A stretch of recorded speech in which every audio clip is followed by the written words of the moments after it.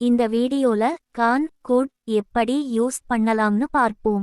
கான் என்பதை ப்ரெசன்ட் டென்ஸ்லயும் குட் என்பதை பாஸ்ட் டென்ஸ்லயும் யூஸ் பண்ணணும். முடியும் என்ற வார்த்தை வரும்போது கன் யூஸ் பண்ணணும். He can play cricket. அவனால் கிரிக்கெட் விளையாட முடியும். இந்த மாதிரி ஒரு செயலை நம்மால் செய்ய முடியும் போது கேன் யூஸ் பண்ணணும். இன்னும் சில உதாரணங்களை பார்ப்போம். She can speak English.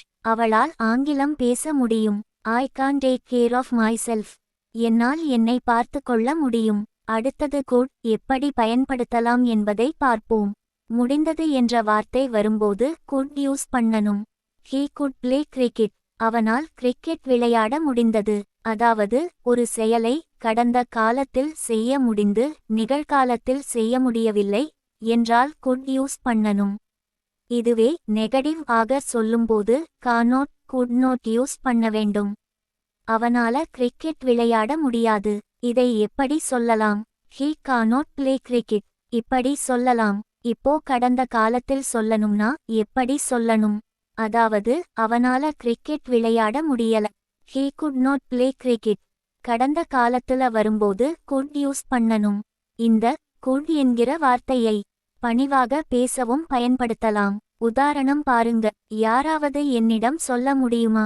இதுக்கு நீங்க கேன் யூஸ் பண்ணுவீங்களா இல்ல குட் யூஸ் பண்ணுவீங்களா? ரெண்டுமே யூஸ் பண்ணலாம். என்ன வித்தியாசம் என்றால் சிறியவர்களிடம் பேசும்போது கானும் பெரியவர்களிடம் பேசும்போது குடும் யூஸ் பண்ணுங்க. உதாரணமாக கன் ஐ ப்ளே கிரிக்கெட் என்றால் நான் கிரிக்கெட் விளையாடலாமா என்பது பொருள்.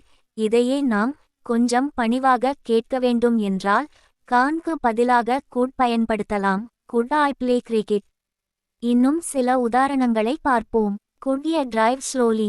மெதுவாக ஓட்ட முடியுமா? Could I have one more coffee. நான் இன்னும் ஒரு காபி சாப்பிடலாமா? Could you give me some money. எனக்கு கொஞ்சம் பணம் தர முடியுமா? இந்த மாதிரி இன்னொரு பயனுள்ள வீடியோல பார்ப்போம்.